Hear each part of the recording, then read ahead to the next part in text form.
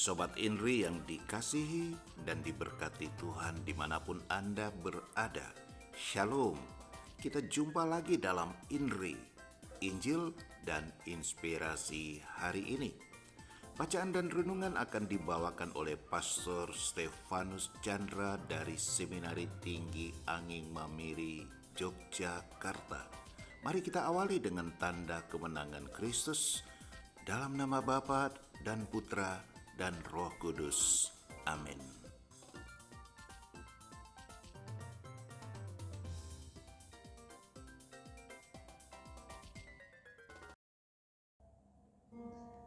Shalom, Bapak Ibu Saudara-saudariku yang terkasih dalam Yesus Kristus.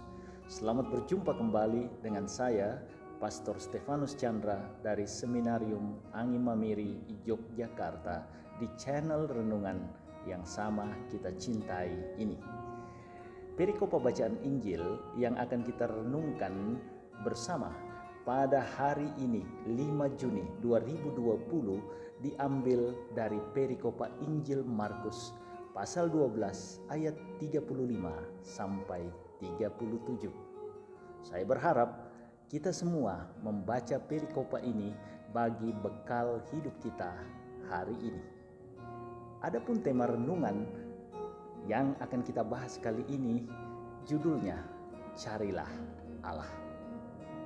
Bapak Ibu Saudara-saudariku yang terkasih dalam Yesus Kristus, beberapa waktu yang lalu sebelum pandemi COVID ini merebak, saya diajak oleh seorang rekan saya untuk menghadiri misa penyembuhan yang dipimpin oleh seorang pastor yang sangat terkenal di Jogja ini tentunya. Teman saya itu sangat antusias mempromosikan misa penyembuhan ini, dan pada akhir ajakannya ia berkata, Romo harus hadir dalam misa penyembuhan ini karena Romonya sangat hebat. Dia mampu menyembuhkan banyak orang. Saya sangat tertarik, saudara-saudariku yang terkasih, dengan kalimat akhir dari teman saya ini. Sudah banyak orang yang disembuhkannya. Walaupun saya menjawab dengan kalem saat itu, tetapi dalam hati saya protes. Mengapa? Karena saya yakin, saya percaya hanya Allah yang mampu menyembuhkan. Saya hadir dalam misa penyembuhan tersebut dan saya kagum dengan Romo yang memimpin.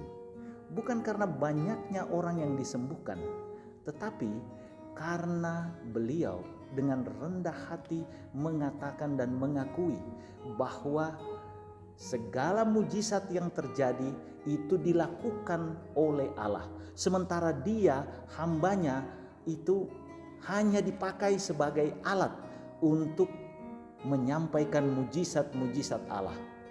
Romo itu mengakui kasih Allah dan kerahiman Allah yang luar biasa. Dia hanya hamba yang tidak berguna, yang berkenan dipakai untuk menyampaikan rahmat Allah. Bagi saya ini luar biasa, pengakuan yang sangat rendah hati dari Romo ini.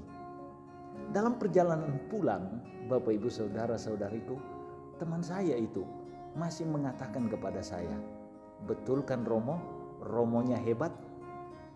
Saya lalu menjelaskan kembali kata-kata Romo dalam misa penyembuhan tersebut, bahwa teman saya itu jangan hanya berhenti pada Romonya, dia harus sampai kepada Allah yang menyembuhkan. Bapak Ibu Saudara-saudariku yang terkasih dalam Yesus Kristus, inilah fenomena yang sedang tren sekarang ini. Orang menghadiri misa penyembuhan, KKR, atau bahkan misa mingguan karena Romonya atau pastornya dapat menyembuhkan, berkhotbah dengan hebat, pandai bernyanyi, mampu bermain sulap, atau trademark yang lainnya. Banyak di antara kita, manusia-manusia Katolik, ikut misa bukan untuk mencari Allah, tetapi Romo atau pastor yang memimpin. Kita lebih melihat siapa yang menyampaikan dan cara penyampaiannya dibanding isi pewartaannya. Kita lebih memperhatikan bungkus dan kemasan dibanding yang terutama, isinya, yakni Allah penyelamat. Akibatnya terciptalah golongan pastor favorit dan pastor kaporit. Pastor favorit misalnya dipenuhi oleh umat, dan pastor kaporit misalnya ditandai dengan fenomena gereja yang hampir bersih karena umatnya kurang atau hampir tidak ada. Yesus dalam perikopa Injil hari ini mengoreksi ajaran ahli-ahli Taurat yang menyatakan bahwa Mesias anak Daud. Daud memang raja teragung di antara raja-raja Israel lainnya karena ia taat setia kepada Allah dan memberi keamanan serta kemakmuran kepada bangsa Israel pada zamannya. Orang Israel pada zaman Yesus percaya bahwa Mesias harus berasal dari keturunan Daud yang akan membawa Israel kembali ke masa keemasan layaknya pada zaman Daud. Kriteria Mesias yang utama kemudian bergeser dari Mesias anak Allah menjadi Mesias keturunan Daud.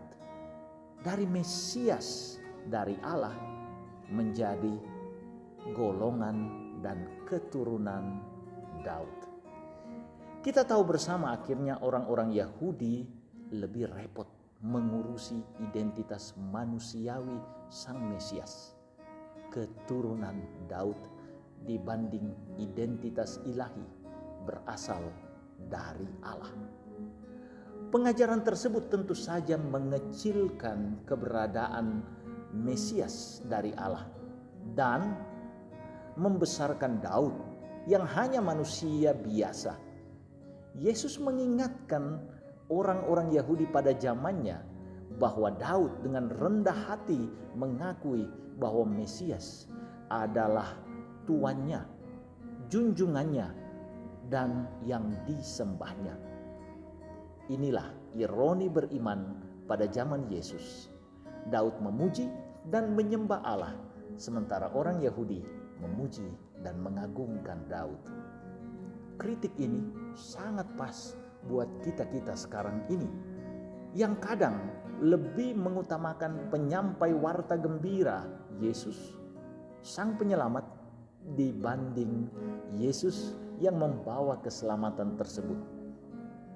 Ada 3 pihak yang ditegur oleh Yesus dan sabdanya pada hari ini, yakni 1, para pastor kaporit, kita-kita ini. Mari kita tingkatkan kemampuan kita untuk menjadi pastor yang efektif dan menarik, agar umat tertarik datang kepada Yesus, datang kepada Allah. Yang kedua, untuk para pastor favorit, wartakanlah Allah, bukan kemuliaan diri. Dan untuk umat, saudara-saudariku terkasih, carilah Allah. Dialah yang terutama, karena Allah lah sumber keselamatan yang sesungguhnya. Pendeknya, hari ini Yesus mengingatkan kita agar kita mencari Allah dan bukan manusia yang mewartakan Allah. Ibarat sebuah surat yang kita terima, yang terutama bukan amplopnya, tetapi isi dari surat tersebut. Mari kita mencari Yesus, bukan manusia yang mewartakannya. Tuhan Yesus memberkati.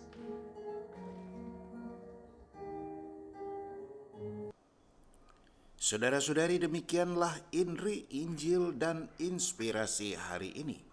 Atas nama kita semua saya ucapkan terima kasih banyak kepada Pastor Stefanus Chandra, Imam Diosesan Keuskupan Agung Makassar, yang sedang bertugas mendampingi para frater calon imam Keuskupan Makassar di Seminari Tinggi Anging Mamiri, Yogyakarta. Semoga pastor tetap sehat, tetap penuh sukacita, dan selalu diberkati dan menjadi berkat bagi sesama.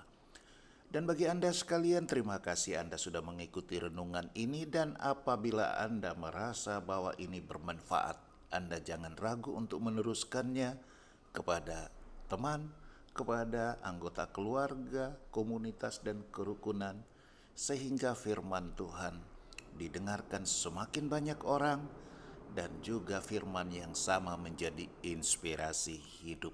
Selamat beraktivitas. Tuhan Yesus memberkati kita semua dalam nama Bapa dan Putra dan Roh Kudus. Amin.